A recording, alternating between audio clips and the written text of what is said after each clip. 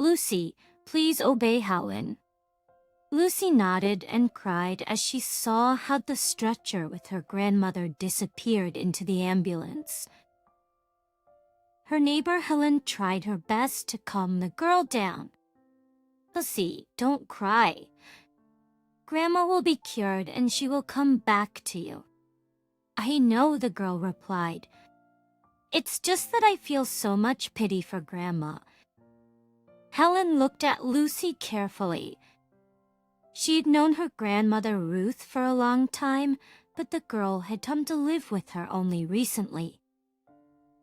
Ruth's son died when Lucy was only 2 years old, and her mother took the child to her homeland, somewhere very far away, 1,000 kilometers away.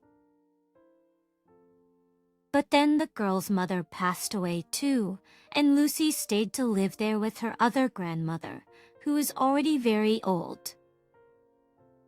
The two grandmothers frequently called each other, and then it was time for Lucy to go to school. But in the remote village where she lived, there was no such opportunity, and the school was very far away. So the grandmothers discussed and decided that it would be better for Lucy to be in the city with Ruth. That's how Lucy came here. Helen took the girl to her apartment and explained that she would have to stay with her for a while. But the woman reassured Lucy, saying that she could bring her everything she might need. The girl nodded meekly and asked her neighbor to let her take her flower with her. "Sure, bring it. But unfortunately, my flowers don't grow at my place for some reason." "But aren't you afraid your flower won't be well here either?" asked Helen. "I'm not afraid," Lucy replied. "They don't grow because they lack your love. They are alive and feel everything," she added and went over to the violets standing on the windowsill. Helen was very fond of violets and hoped that they would bloom for her as they should. But almost a year she had done everything, but violets not only did not bloom but grew very slowly. Lucy stroked each leaf and whispered something softly. Helen looked at her fascinated for a few minutes and then, shaking her head, returned to her household chores. In the evening, Lucy called her grandmother. "Grandma, I'm fine," she said. "Helen said we're coming to visit you on Sunday." They talked some more, and the girl, after saying goodbye, handed the phone to Helen and went to bed. As soon as she fell asleep, she heard Helen talking with Ruth for a long time. She thought about how kind Helen was and how good she felt at her place. In the morning, Helen got up early to prepare a delicious breakfast for Lucy. She entered the kitchen and froze. Something subtly changed around her, but she could not figure out what it was. Suddenly, she glanced at the windowsill and gasped. All the violets had budded. She could not believe her eyes. She stared at this miracle for a long time, unable to believe her eyes. Then she looked in surprise toward the room where Lucy was sleeping. The woman poured herself a cup of coffee and wondered. Ruth had told her that Lucy's other grandmother was something like a local healer or fortune teller who treated people and helped them in difficult situations. And the girl had learned something from her. Helen had never come across such people before and did not trust such stories. But now she did not know what to believe. She knew one thing. Yesterday, Lucy had touched the flowers with her hand, and today, just overnight, buds had appeared on them. It was hard to find a rational explanation. Martinmas on Sunday, Lucy woke up early because she had to visit her grandmother in the hospital, and she was very worried. She had been in the hospital once before when she was very young, but she remembered almost nothing. All that remained in her memory were her mother's eyes filled with pain and pity, and that feeling of longing, hopelessness, and fear was something that the girl also remembered for the rest of her life. Helen and Lucy went into the market to buy her grandmother some fruit, and the girl confidently led the neighbor to one elderly saleswoman. Lucy pointed at the apples and said, "These are good because they're kind." Helen wondered but asked nothing more and simply bought these apples, and they went to the hospital. Were sitting on the bed and wondering again, remembering how she had managed to break her arm with a dislocation. She was still kicking herself for getting up on that stool to hang the curtains, even though she knew it swayed a little. She could have gone to the kitchen to get another, but I was too lazy, she thought, and this is the result. I frightened Lucy? Of course she had. Lucy, of course, frightened herself too. At that moment, Ruth heard her roommate moaning. Ruth turned and asked if she needed help, and the woman asked in a weak voice to adjust her pillow. So Ruth came over, and with a quick movement of her healthy hand, fixed the pillow, which made the woman sigh with relief. "Thank you, Emil, my strength is gone. I wish I could go to the next world and not torture anyone." How can you say that? Your daughter comes to you every day. She worries, but you are speaking like that. You should not give up. Do you think I do not want to live? But I feel sorry for my daughter. I think about her all the time. She has 2 children at home, and she's been tormented by me for a year now. I'm only 50 years old, but I cannot even stand up, and no one can diagnose.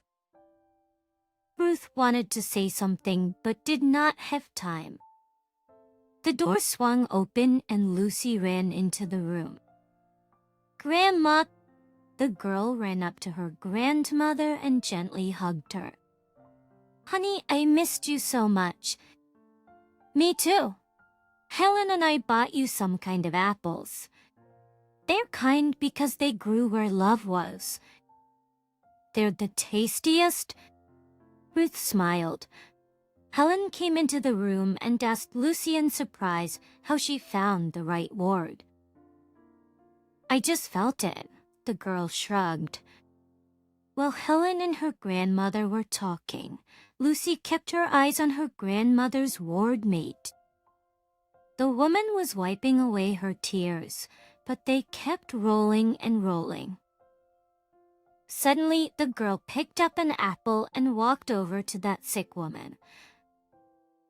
Helen and Ruth, seeing this, became silent. Lucy said hello and handed the apple to Felicity. "Take it, please." The woman tried to take the fruit, but her fingers wouldn't obey, and then Lucy helped her bend her fingers and wrap her arms around the apple. "Thank you, darling," muttered the woman. "You're welcome," replied Lucy and stroked the woman's hand. Felicity looked wide-eyed into Lucy's eyes, and the girl smiled and went back to her grandmother. Wishing Felicity a speedy recovery, the woman watched Lucy, and then, imperceptibly for herself, she ate the whole apple. Looking at the stump with surprise, she put it on the night table and immediately fell asleep.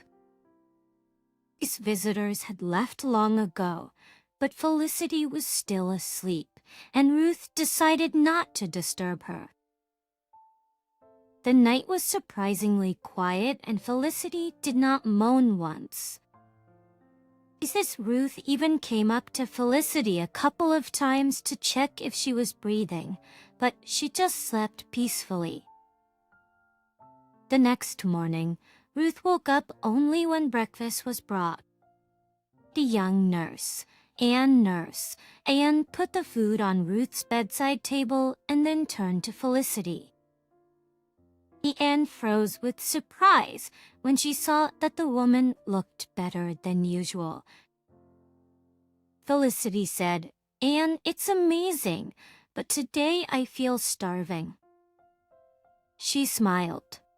"Finally, how can you get better if you don't eat anything?" Anne wanted to feed Felicity, but the woman refused and said she would try to manage on her own. Ruth and Anne looked at each other in surprise but did not argue. The nurse silently watched as Felicity heroically tried to hold a spoon and was ready at any moment to come to her aid. But Felicity still managed. When the plates were empty, Felicity thanked Anne and immediately fell asleep. After a while, the attending physician came to the ward and examined Felicity for a long time, asked different questions, and could not believe that Felicity suddenly felt better. Before dinner, Felicity pulled out her phone and dialed her daughter's number. She asked her to bring her a pineapple because she suddenly craved it so much. Her daughter arrived an hour later. Felicity was sitting on the bed, and Ruth was surprised to see her so lively because usually she just lay there and moaned. "Mom, I missed you so much, and I'm so happy that you feel better," said Felicity's daughter, smiling through her tears. "Oh, honey, I'm so tired of the hospital, and I miss my normal life, and the grandchildren. I feel I'm on the mend." The woman laughed happily and hugged her mother. Ruth went out of the room for a walk and heard the nurses discussing the strange, unexpected changes that had occurred in Felicity's health. As Ruth realized from their conversation, the woman was predicted by doctors to live only a couple of months. She almost did not eat and did not get up for a long time. And now there was a real miracle. Days passed. Ruth was getting ready to be discharged for further home treatment. Helen and Lucy were waiting for her outside, and Ruth leisurely packed her belongings. "Felicity, don't stay here too long.